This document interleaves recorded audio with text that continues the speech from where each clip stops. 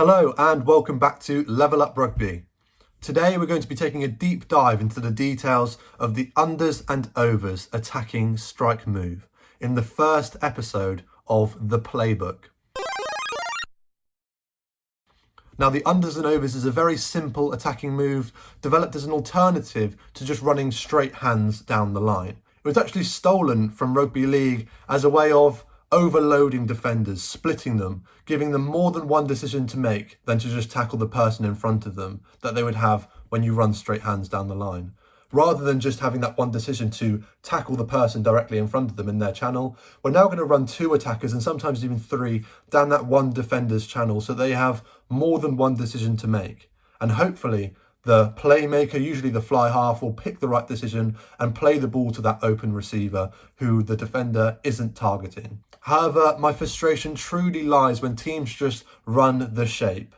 And that phrase will come up throughout this playbook series because it truly is the crux to why your team doesn't get as much from their attacking moves as they possibly could. Often teams become guilty of just copying other teams' attacking moves without truly understanding the purpose and the details of what makes that move effective. Such details can include where attackers are running, not just the vague direction that they're running over here or over here, but who they are targeting, why they are targeting them, what are they trying to manipulate that defender into doing, and how they're going to do that. All of these details can transform your move into something that is completely ineffective and almost a waste of time and resources to something that is very, very effective. Rather than just aimlessly running the shape, we're going to inject some detail and purpose into your team's attacking moves so that they can run them with more success. And that is truly what the key to this series is all about. Improving your knowledge and understanding of attacking strike moves so that your team can run them more effectively and with more success. Increasing the number of line breaks that your team makes per game, increasing the time and space for attacking players to generate quicker ruck speed so that your team can gain, retain and maintain momentum in their attack and ultimately gain you more try-scoring opportunities. And where best to start this journey of the playbook than with the unders and overs attacking strike move, the first move that you'll tend to ever learn when playing rugby union that is constant throughout the game in ways that you might not actually realise. So like I said, the unders and overs was actually stolen from rugby league as a way of overloading, splitting and manipulating defenders, giving them more than one decision to make than to just tackle the person in front of them. Now, instead of just having one attacker running down their channel, we're now going to put two attackers down that channel, giving the defender a decision to make. But like I said, the purpose and the detail of the unders and overs, like all moves really, has been lost over time and now just been replaced by teams aimlessly running the shape without any purpose or understanding of the details of what makes that move effective. But that changes today.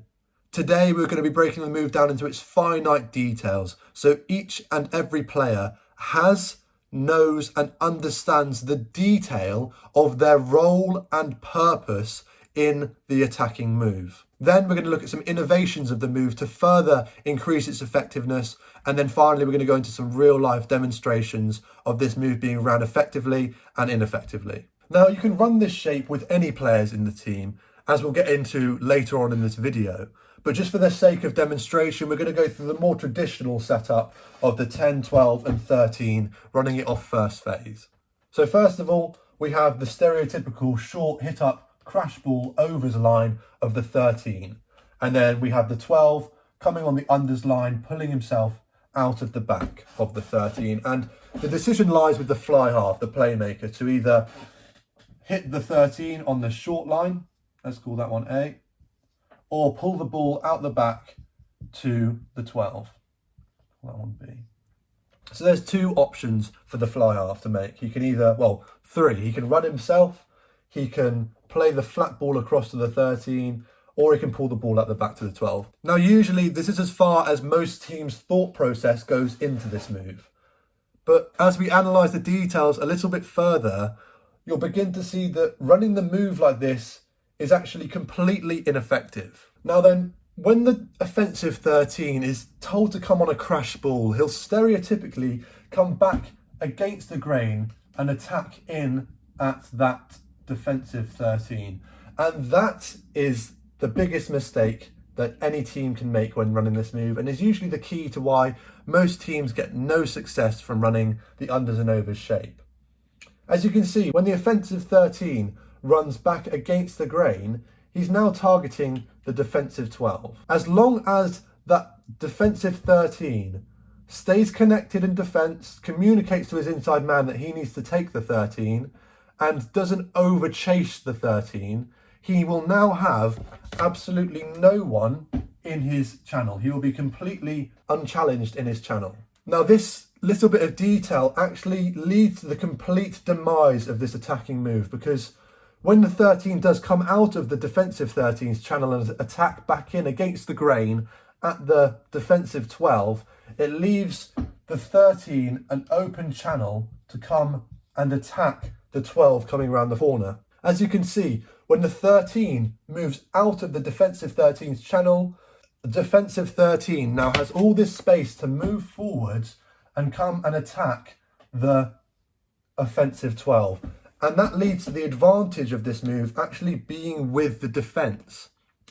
As soon as the 13 leaves the channel of the defensive 13, the defensive 13 can move forwards and come and sack the offensive 12 behind the gain line. When he reaches the attacking player out the back here and the breakdown is formed, that leads to the defence being in an advantageous position to go and turn the ball over. The defence now can flood the breakdown forwards through here, but the attacking team has to come all the way back round through the gate. This therefore leads to, at best, slow ball for the attack, and at worst, a turnover for the defence. So as you can see, the first key lies with the line of the offensive 13. If he comes back against the grain, this move might as well never have been ran in the first place, because you're actually going to put yourself at a much greater disadvantage. Essentially, the 12 and 13 just switch players that they're defending. The 13 will run against the 12, and the 12 run against the 13, but this time the 12 is now way behind the advantage line, and usually will get sacked back there by the 13, who has this free channel to move forwards and come and attack him. So like I said, the defensive 13 has a free open channel. He is unchallenged by anyone. No one's really asking him any question other than to just tackle the person in front of him, allowing him to move forward in his lane and come and sack the 12 at the back, leading to the advantage here from this strike move being with the defence. Because as I said, when the 12 becomes sacked out the back, the breakdown is now way behind the advantage line, leading to all attacking players have to come back round through the gate, as the rules of rugby determine, and the defence can just flood forwards and really apply the pressure to the attacking team, now leading to the momentum being with the defence. So as you can see, this level of detail when telling the 13 just to come on a crash ball and the 12 to come out the back is not enough to run this move effectively, and can lead to a much more negative outcome than the team actually wants, the attacking team. So let's add a little bit of detail to this. Okay, so we're going to add 3 bits of detail that are going to instantly transform this move into something incredibly effective. First of all, it starts with the initial spacings of the attacking line. The 10 is going to start traditionally where it usually does. That's not so important, but the first bit of detail and the first key to the success of this move starts with the positioning and the spacing of the 12 and the 13. The 12 is going to start a little bit closer to the fly half than usually you'd expect. This therefore will hopefully draw the defensive 12 a little bit further away from his partner, the 13, increasing the distance between the 12 and 13, as we'll get back to in a minute, as it is quite a key detail to the success of this move. Secondly, we're going to have the offensive 13 start quite wide. So that's key number 1 to making this move more successful, the spacings of the players before the ball is even put into the scrum. The 12 should start a little bit narrower to the 10 and a little bit further away from the 13, and the 13 is going to stay as wide as he possibly can, so he's still able to receive a pass from the fly half, but is far enough away so that we can really isolate this defensive 13 and take him away from his partner. That's the first key.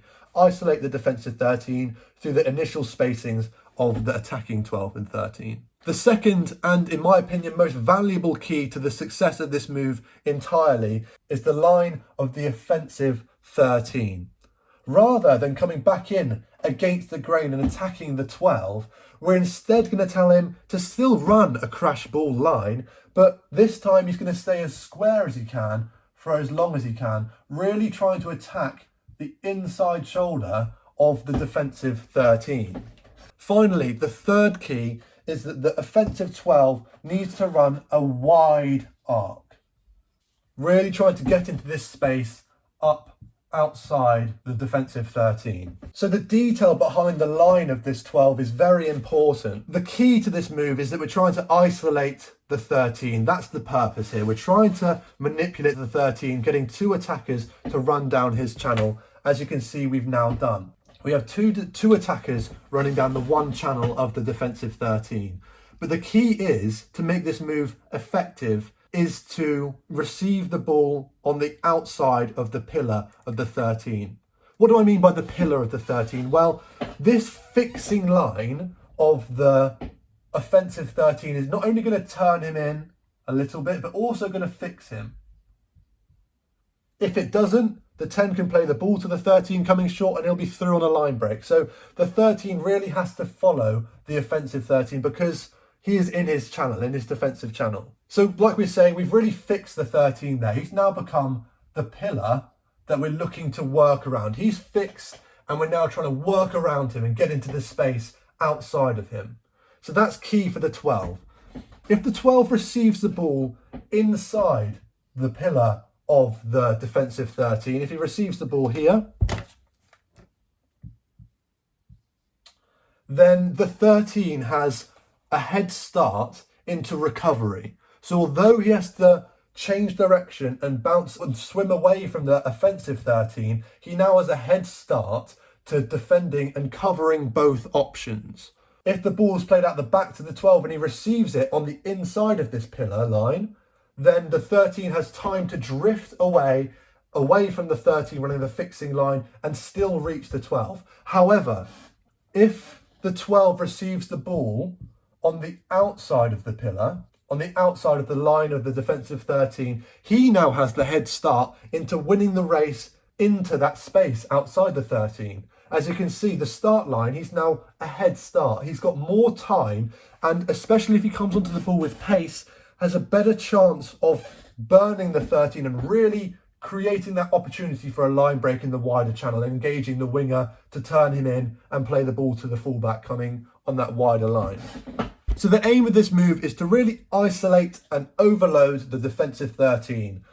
The first key of how we're going to do that is through the spacings of the 12 and 13. We're going to get the 12 to come a little bit narrower to take defensive 12 away from the 13, therefore to isolate him. And we're going to move the 13 a little bit wider. So we can still receive the pass, but is in a position to isolate the 13.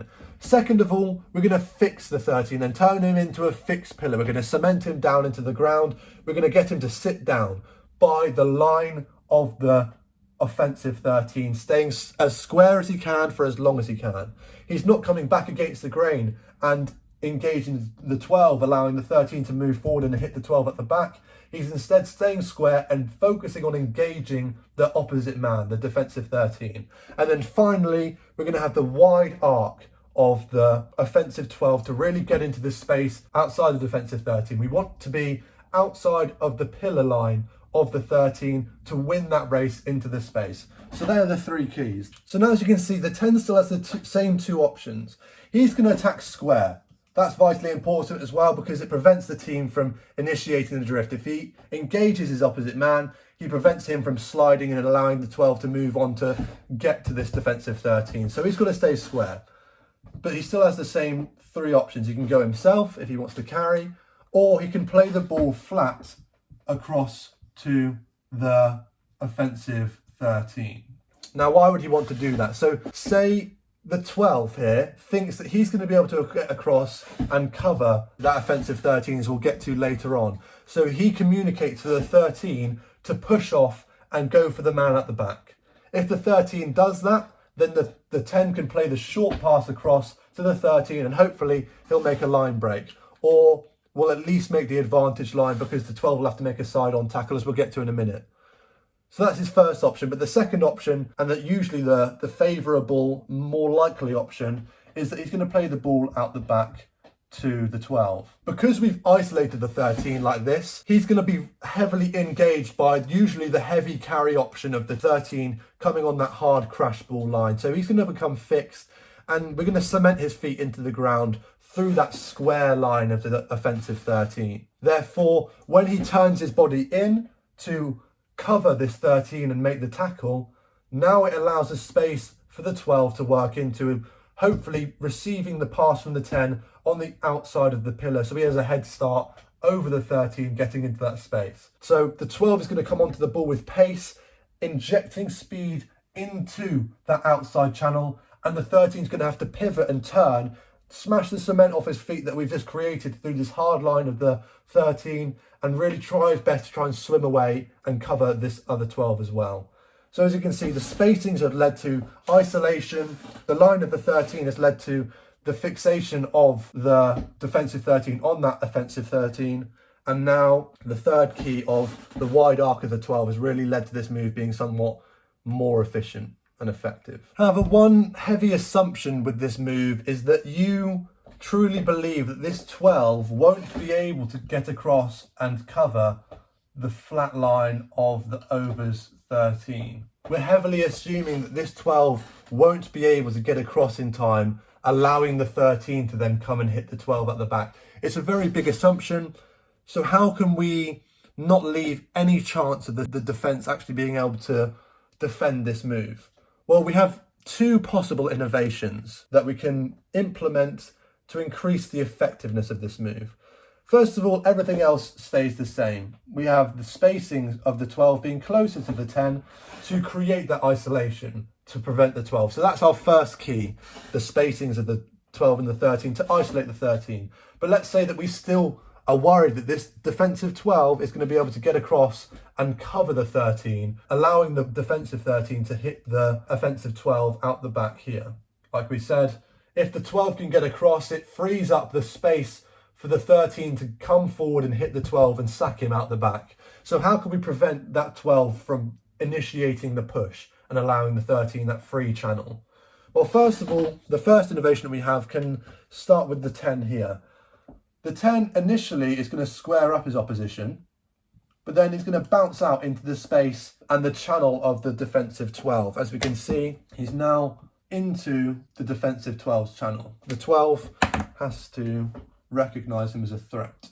But this innovation has a heavy reliance on two things. One, that the 10 is an incompetent tackler, and two, that the 10 is a good enough attacker with good enough footwork and speed to bounce out and get away from his opposite man. So again, we're still making a very heavy assumption that the 10 is going to be able to get into the eye line of the 12 and force him to turn in. If he is good enough, and the 12 does turn in and doesn't trust his inside man to make the tackle, then the 12 will turn in, opening up this space for the offensive 13 to come into, which makes the life of the defensive 13 even harder. As you can imagine, this space allows the offensive 13 to work into, which will drag the defensive 13 even further away from the 12. The further away we can move the 13 this way, the more space the 12 has to come round the corner and work into. The further we can move his pillar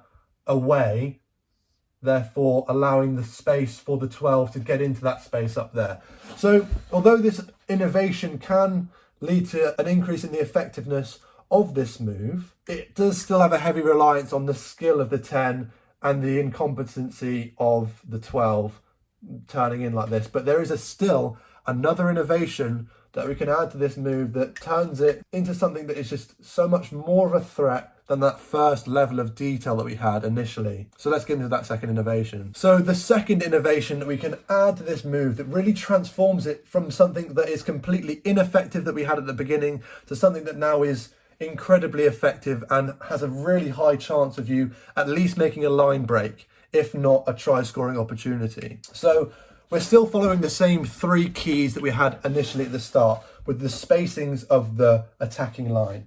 the 10 is going to line up opposite his opposite man, but the 12 is going to start a little bit narrower to the 10 to really bring the 12 away from the 13 and isolate that 13 like we've been trying to do. So the 12 is going to start a little narrower, and the 13, still in a position to receive the pass from the 10, is going to line up a little bit wider. So that's key number 1 ticked off. So we've spaced out correctly. We've really tried to isolate that 13. That's key number 1. Second key, the line of the 13. The 13 is going to come on a squarer line to really engage the 13 rather than coming back against the grain and attacking the 12. He's going to engage the 13, running at his inside shoulder, trying to turn him in slightly, but most importantly, fix him to the ground. So he has to tackle the 13. The key is to keep that line square and stay behind the ball. As soon as the 13 moves in front of the ball, then the 13 no longer sees him as a threat because it'll be a forward pass. And again, he can line up the 12. So the key is 13 stays as square as possible for as long as possible, never moving beyond the ball, so he's still an option to receive the pass from the 10. The 13 stays square. And the third and final key is the wide arc of the 12, running a wide arc. So instead of receiving the ball on the inside of the pillar of the 13, he's now going to receive the ball already at a head start of the 13 to get into this space up here. But like we said, this 12 still has that opportunity to reach the 13. He's being left redundant at the moment, although in my opinion, as long as the 13 stays square, he will never really reach the 13 in time to make the tackle because of the spacings we've initially come up with. It's still a possibility, and we don't want any chances of this defence being able to snuff out this attack. So what we're going to do to not leave this 12 redundant, how are we going to engage him and fix him? Well, like we said, the 10 is going to stay square as possible too to prevent the push. But now the key detail and the final innovation to this move that makes it completely effective involves the 11, the blindside wing. Now, the blindside wing is going to come on a shoulder ball route.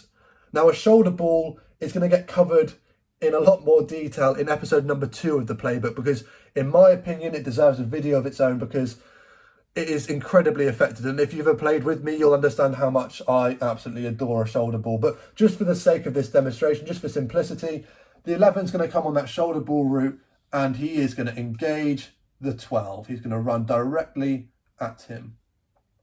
So now, as you can see, the 10 has got 3 options. Still like before, he has the first option of playing the ball across to the 13 coming on the overs line. Option A.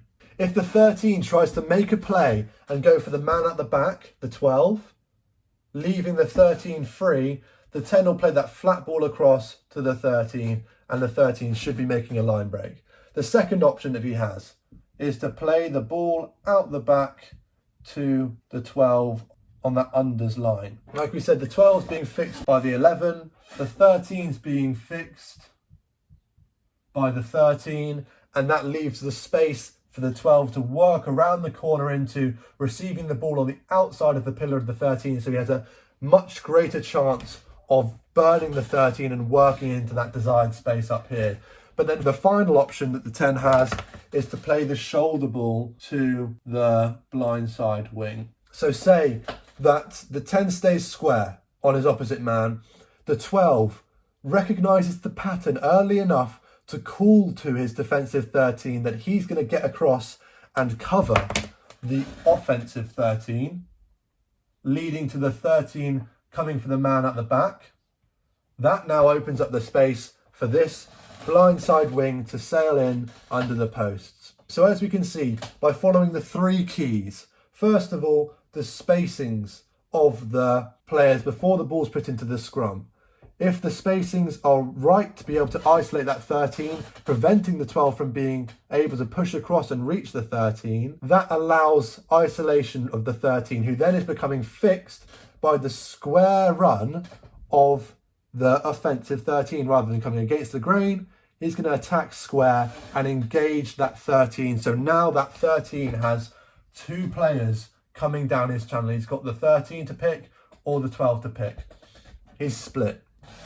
So the square run of the 13 is really going to fix and engage and split the 13, preventing him from swimming off and coming for the man at the back. So therefore, finally, the wide arc, the third key, is the wide arc of the 12 coming out the back. If he can receive the ball outside the pillar of the 13, he's in an advantageous position to get into that space up here before the 13 can swim away and reach him and cover him, trying to cover both options at the same time. But then finally, the blindside wing really stamps this move as being completely effective, because when he engages the 12 cannot push off to the 13. The 12, if he does push off and try to get to the 13, the 11 will be in under the posts. But if he doesn't try and swim off to the 13 and recognises that he has to stick on this 11, that allows his move to come into full proficiency, and the try scoring opportunity hopefully will be laid out in front of the attacking team. So as you can see, when you run the move like this to this little bit more detail, adding these 3 keys of detail, but then also this innovation of the 11 coming in and leading to no possibility of this 12 even being able to make this move advantageous for the defence, this move can be transformed into something so much more effective and efficient.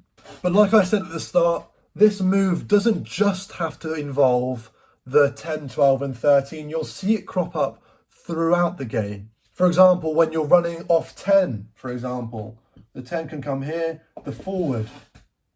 Instead of coming back against the grain here, we're then going to keep him square again, allowing the playmaker at the back to come into this space up here. So that's, again, another example. It doesn't just have to be the 13 and the 12.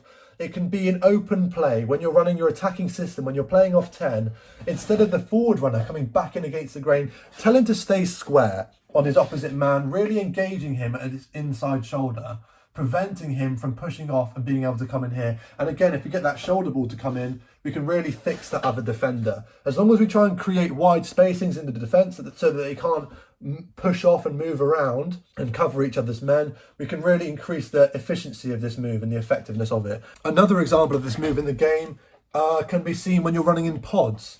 So say you're running a 1-3-3-1 shape and you have an edge breakdown and you have your forwards lined up in that little arrowhead formation, as we'll be covering in another video. Again, so you have your playmaker at the back here, the back, so let's call him a back playmaker. As long as the forward stays square on his opposite man, and so does the tip option, staying square on his opposite man, running his inside shoulder, this creates the space for that playmaker to burn the corner and come into the space up here. As you can imagine, if this forward option runs further away from the defender coming into a space here, say, that means that the defending forward has the opportunity to swim away and come and attack that playmaker who's trying to get into that space out wide. So again, here's another example of this unders and overs play in the game. Make sure that that 13, the hard running overs line, stays as square as you can for as long as you can. The last innovation that we're going to go through before we get into some real life demonstrations is another first phase move. This time it's going to be off a scrum. So we're going to have the 8 this time. He's going to play the ball to the 9 who's broken early. The 9's going to break away from the scrum and he's going to try and line up against the opposite 10. And I think you can probably guess what's going to happen here. The 9 has now replaced the fly half that we came from the first example. Now the 12 is going to stay as square as he can for as long as he can on the opposite man, trying to get his inside shoulder there, trying to get him to turn in a little bit. And now the 10 is going to be the man coming out the back on the wide arc to try and get to the 13. So the 9 has the first option to play the ball short, or he can play the ball out the back to the 10. And now the 10 can get into this space up here and really try and turn in the 13 here. Of course, the difference when you're running a narrow shape like this is that the 12 can still swim off and get to the 10 here because this space is a little bit smaller. So at least a slightly more ineffective move. But however, the purpose of it still is there because the 10 will still engage this 13. The 13 will still bite here, meaning that there's now space for the 13 to come and attack into this space here, which will then turn the 14 in. So now that the 14 turns in, the 10 who's now up here can either play the ball to the 13 coming on the hard line, or he can play the ball at the back to the 11 who's come on an even wider arc. And he can get the ball at the back here. So as you can see, here's another innovation. So we have 2 split unders and overs shapes. We have one involving the 9, 12 and 10, and the second involving the 10, 13 and blindside wing. So as you can see, this move, this shape, the unders and overs shape, crops up throughout the game of rugby, not just in the first sense of a first attacking strike move that you can imagine, but also in loads of different senses throughout the game. So it's important that you really understand the details. So now we understand those details, let's get into some real life game examples. Okay, so the first clip that we're going to be breaking down is from Munster versus Toulon in the Challenge Cup in 2018. As you can see, this is an open play move. It's not off first phase. The team is just in normal proceedings in the game, running the unders and overs shape. Tranduc gets the ball at first receiver and does an okay job at challenging the line. He shapes to give the pass a little bit too early, but he does enough to engage the defence. I think it's CJ Stander who's opposite him. He does enough to prevent him from drifting. But as you can see, the real issue here comes from the line of Mathieu Bastareaud. When Bastareaud comes back against the grain on this short crash ball line, it opens up the lane for Chris Farrell at 13 to come and apply the pressure to Marnonu on that unders line. The fact that Bastareaud stays behind the ball for so long, staying in the game, prevents Chris Farrell from pushing earlier and properly sacking Nonu out the back. But the fact that he stayed behind the ball has saved him a little bit here and given Nonu a little bit more time to still get the pass away. But as you can see, this crash ball against the grain overs line really opens up the lane for Chris Farrell to go and apply pressure to Marnonu. If Bastareaud stayed squarer here, Chris Farrell would have been fixed by the line of Bastareaud and wouldn't be able to push as early onto Nonu. For a matter of fact, Nonu really shows his class here to still be able to get the ball away, but you put any other player in this position and that player out the back is going to get sacked. The fact that Bastareaud stays behind the ball gives Nonu that split second more time to be able to get the pass away. But if this move is going to be run in the most effective way, Bastareaud, instead of coming against the grain like that, should be looking to stay as square as he can to prevent Farrell from swimming away and having a free channel to go and attack Nonu at the back. When you get a look at the rear view of the move on the replay, you can really see that free channel that Chris Farrell has to come forward and attack Marnonu on that unders line. When Bastareaud comes back in against the grain, instead of targeting Chris Farrell by staying square, it allows Chris Farrell that free, unchallenged, one decision to make to come forward and tackle Marnonu out the back. It makes his life very easy. But like we said, the pure talent and class of Marnonu is really being shown off here by his ability to still get the ball away under all of this pressure. 2 World Cups behind him, real class. Spots Zebo flying up out the line, trying to shut down Ashton. Nonu has the composure just to see to it's over. The second example we have here is a poorly run innovation of the unders and overs. Rather than the standard traditional setup being run between the 10, 12 and 13, this time the 9 is going to be acting as the fly half and he's going to be looking to run the unders and overs shape with the 12 on the overs line and the 10 pulling himself out the back. As you can see, when we roll the clip on, Chudley breaks from the back of the line out drive and does a good job at engaging the first man. But again, the issues come with the line of Jamie Roberts. When Jamie Roberts, just like Mathieu Bastareaud, when he comes in at this stereotypical crash ball line, he leads the channel for De Jong to come and move forward and target Freddie Burns out the back completely empty. It allows De Jong to come forward and completely spoil this move. As you can see here, Rory McConaughey does a good job at coming on the shoulder ball line to fix the 12. But still the issue completely lies with Jamie Roberts' line when Jamie Roberts also targets the 12. If Jamie Roberts stays squarer for longer and engages De Jong, then Freddie Burns should have at least more time, if not space, to work with and at least get the ball away to Anthony Watson or Jonathan Joseph in the wider channel, or even make a break himself. Man on man, which makes the pressure on the Bath back lines immense. Look how quickly they accelerate here. 1 out the blocks, 2 out the blocks. The next clip that we'll take a look at from the European Champions Cup game between Saracens and Ospreys is actually a direct copy of the last variation we went through on the whiteboard. The double narrow unders and overs involving the 9 at first receiver. So as you can see, Saracens have a scrum on the left-hand side of the field. So take note of the small bit of detail that the scrum half for Ospreys is on the short side of the scrum. He has to stay there to prevent the easy run-in for Ben Earl if he picks left and carries the ball from the base. However, because of the dominance of the Saracen scrum and the way that the scrum wheels, the scrum half then finds himself on the open side, therefore being able to defend Richard Wigglesworth. But usually the scrum half would be on that short side, having to cover Ben Earl if he went to pick blind. So that's just an added little bit of detail. But as we can see, as we roll the clip on, Wigglesworth puts the ball into the scrum and Saracens get a good squeeze on and win the advantage from the referee. Then as you can see now, Richard Wigglesworth has broken away from the scrum quite early to try and stand quite wide.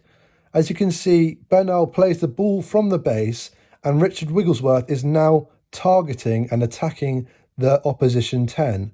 He is now the playmaker, the decision maker, picking whether to hit the overs line of Duncan Taylor or the unders line of Manu Vunipola. So as you can see, as he takes the ball to the line very well, Duncan Taylor ties the 12 in very well. He runs square at him, creating that disconnect between the Ospreys 12 and the Ospreys 13. The Ospreys defensive 12 ideally wants to be able to swim off and hit Manu Vunipola out the back. But because the line of Duncan Taylor is square, not coming back in and attacking the Ospreys 10, he's truly engaging his opposite man, the defensive 12 of the Ospreys. The defensive 12 has to follow him, he has to mark him. And if he doesn't, Richard Wigglesworth will play the ball across to Duncan Taylor and he should be in under the post, making at least a line break. However, because of this square run from Duncan Taylor, the 12 is not able to go and swim off and attack Manu Vunipola out the back like we've seen in the past 2 clips. Therefore, this allows Manu Vunipola to engage the Ospreys defensive 13. Ideally, the Ospreys 13 wants to mark up against his opposite man, the offensive Saracens 13. But because the 12 for Ospreys cannot mark Manu Vunipola, the 13 has to get involved and bite in and engage on Manu Vunipola, because if he doesn't, the 12 is going to get beaten on the outside by Manu Vunipola, because like we said in key 2, Manu Vunipola is receiving the pass on the outside of the Ospreys 12. Therefore, he's winning the race into that space, therefore engaging the Ospreys 13, not allowing that 13 to mark up on the Saracens 13. Unfortunately, in this example, Alex Lazowski doesn't pick the right hole and is running at the same man that Manu Vunipola is running at, the 13 of Ospreys. But fortunately, the move is still pulled off by the fact that Alex Lewington is running that wide, arcing unders line into the space outside of the 13. Ideally, we'd see Alex Lazowski burst into that space and be in on that square overs line. But either way, the job gets done and Manu Vunipola picks the free receiver.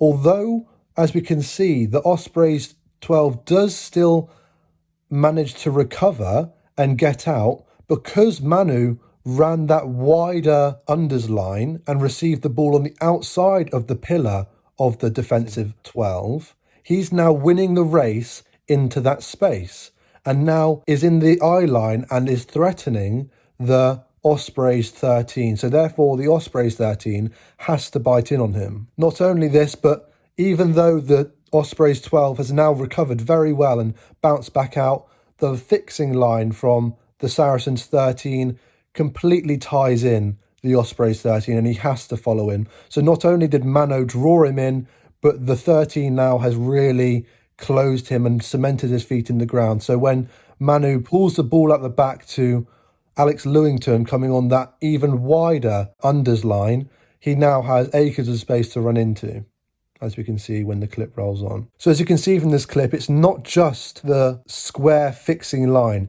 The square fixing line helps a lot, but because it's a narrow unders and overs, not a traditional unders and overs involving the 10, 12 and 13 where the spacings between defenders are bigger, but it's a narrow unders and overs involving the 10, 12 and blindside wing, or in this case, Manu Vunipola, the scrum half Richard Wigglesworth, and Taylor at 12. Because of its narrow shape, it allows the Ospreys 12 to still cover 2 men at the same time. Because the distance between Duncan Taylor and Manu Vunipola isn't very large, it allows that 12 to swim off like we just said. Therefore, the narrow unders and overs is a little less effective than the wide unders and overs. However, saying that, it does still allow for time in the pocket for Manu Vunipola to engage the 13 and move the ball into wider space. So the objective is still accomplished, but it's a little less effective and a little more defendable, let's say, because that 12 can still cover both men because he hasn't got to travel as far on the unders line. He can more or less cover 2 people at the same time, like we said. But when the detail comes in of Manu running the wide unders line, it makes his life a little more difficult and therefore means that the 13 for Ospreys has to get involved and bite in on Manu coming around the corner. This next innovation of the unders and overs is more of a trick play that turns the weakness of the narrow back against the grain overs line of the 13 into a strength. As you can see, Australia have a scrum on the left-hand side of the field, so again take note that the Argentinian scrum half has to stay on the short side to prevent the pick and go from the number 8. As we can see as the clip rolls on, Genia plays the ball across to Leo Leofano, who's running a standard traditional unders and overs shape, with Kurandrani running the hard overs line and Karevi pulling himself out the back on the unders line. As you can see, Kurandrani actually runs against the grain back in at the defensive 12 of Argentina. So what you would first assume is this is an ineffective unders and overs because it opens up the channel for the Argentinian 13 to come forwards and attack Karevi coming out the back. You see his channel is free.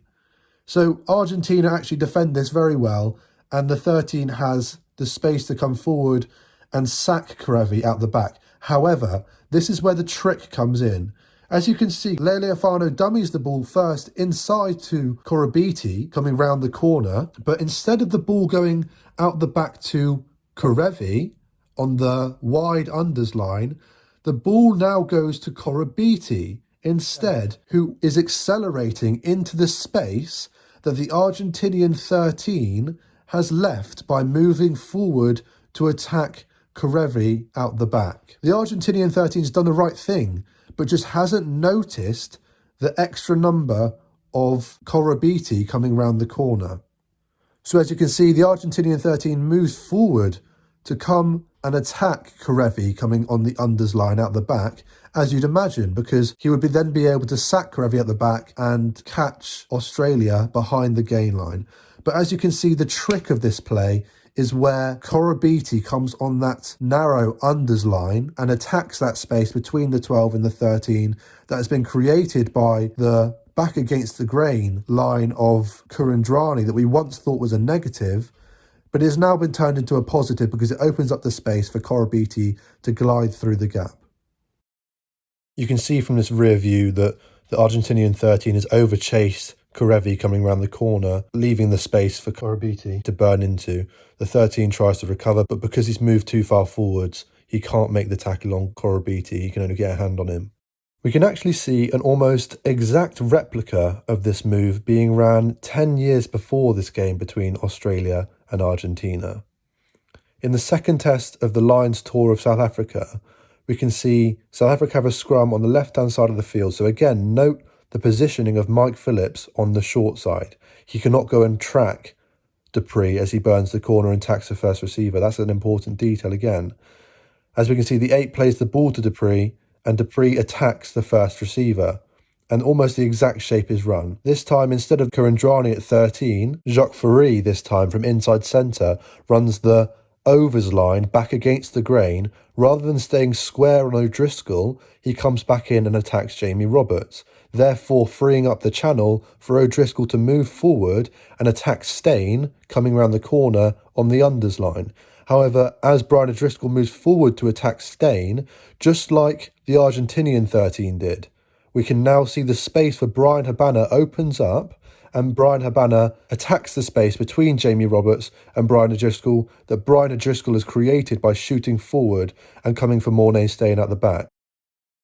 Because this angle from Fourie is against the grain, it opens up the lane for O'Driscoll to move forward and attack Stain. But therefore, as he overchases Stain, trying to catch him behind the gain line, it allows Brian Habana to come through on that narrow unders line and make a line break through that space.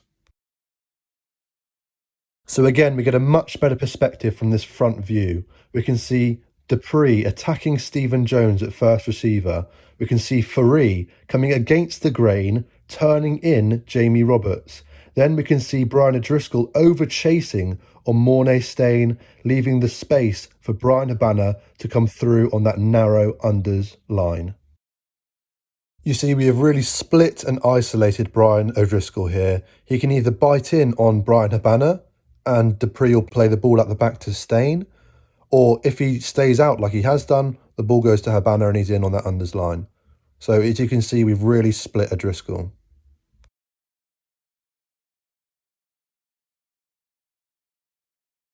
Here's one final example of the innovative trick play that takes the ineffective traditional unders and overs where the 13 comes back against the grain rather than staying square on his opposite man and turns it into something a lot more effective with the blindside winger's involvement.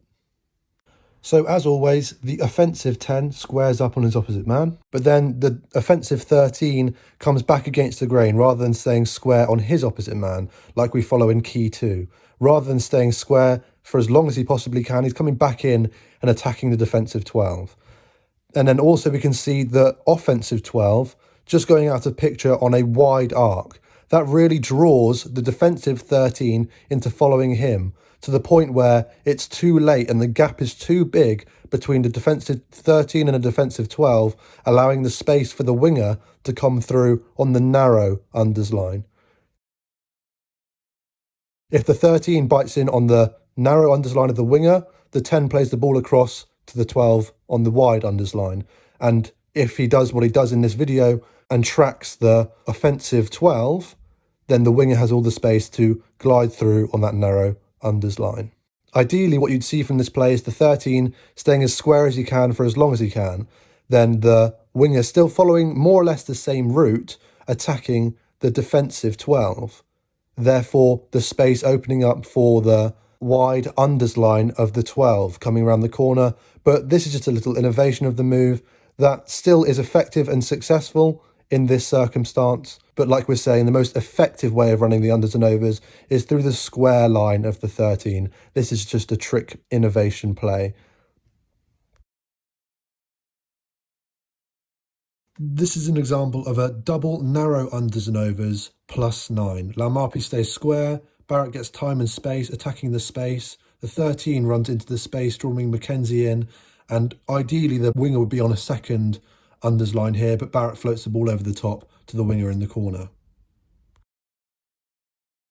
This is another doubles unders and overs. The first set of unders and overs is the innovation trick play that we saw South Africa run. The winger coming on the narrow unders line and the 10 going on the wide unders line. However, the Hurricanes have a lot of players in a small space, so therefore this leads to the team just running the shape and Hurricanes being able to defend the first unders and overs shape with ease. The second shape in this doubles is equally ineffective because the 13 comes back against the grain rather than staying square on his opposite man, therefore allowing the 13 to go and attack Damien Mackenzie on the wide unders line. If the 13 was to stay squarer, attacking his opposite 13 rather than coming back in at the defensive 12, it would allow the space for Damien Mackenzie to be on that pull-out line, unaffected and unchallenged by the defensive 13, running into space. In this next quick clip, we can see Henry Slade staying square on George North, tying him in, preventing him from being able to bounce out and get to George Ford, allowing George Ford to get into the space outside of George North, tying in Lee Halfpenny as the last man and putting Elliot Daly away in the corner.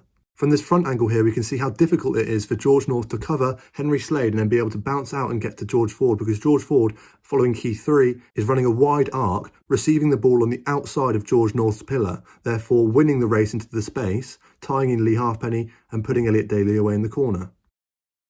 Again, in this clip, we see the benefit of key number 3, the wide arc of the unders line. Jack Yutyu receives the pass on the outside of the defensive 13. So although Brett Enor has run back in against the grain, attacking the defensive 12. Because Jack Cushew receives a pass on the outside of the defensive 13, it allows him to win that race into the space, tying in the last man and putting the winger away in the corner. This is an example of a successful one-out unders and overs shape. Now, by one out, I mean Adam Hastings plays the ball early to Sam Johnson, who then initiates the unders and overs shape. The Glasgow 13 stays square on his opposite man, Nick White, preventing him from being able to push off early and sack Hugh Jones out the back. Hugh Jones then also comes on a wide arc, receiving the ball on the outside of the pillar of Nick White, therefore winning the race into the space and burning Nick White on the outside, scoring the try. This isn't an obvious unders and overs shape, but highlights that when the overs runner stays square and the defensive 13 looks to make a play and hit the man at the back, it opens up the space for that square running overs line to make a line break when the inside man cannot get across in time to make the tackle. Here we have a clear example of how the combination of the square overs line and the wide arcing unders line come together to make an incredibly effective unders and overs attacking strike move. To finish off, we have the perfect doubles, narrow, unders and overs shape, +8, +9. Ardy Surveyor picks from the base at number 8 and attacks as the first receiver, the playmaker. The scrum half then runs the unders line, and the inside centre runs an incredibly square fixing line to engage his opposite man, the defensive 12. Because of how square this line is and how well timed the pass is, the scrum half receives the ball on the outside of the defensive 12 and is able to burn him and win the race into the space outside that defensive 12. And then also, because of the square line of the 13 on the second unders and overs shape, that leads to the defensive 13 being split, staying out on the wide second overs line, creating the space for the scrum half to work into. If that defensive 13 was to bite in on the scrum half, then the scrum half could play the ball across to that 13, unless the open side winger then bit in on that offensive 13 too. Therefore, if both those players then bit in, the scrum half would play the ball out the back to the fly half on the second unders line. So there you go, the unders and overs attacking strike move. Thank you very much for sticking around all the way till the end of the video. I hope you now understand the details of the unders and overs and how important those details are in being able to run this move effectively, rather than just running the shape. This will by far be the longest episode of the playbook because, as you have seen and will continue to see throughout the playbook, the unders and overs is present throughout rugby. It is constantly there in ways that you might not first imagine, as we've gone through in the examples and demonstrations, but there are even more examples that you will continue to see throughout the playbook. So please make sure you follow, have your post notifications turned on so you are ready for the second phase of Level Up Rugby when we go into the second episode of the playbook. I'll see you then. Thank you.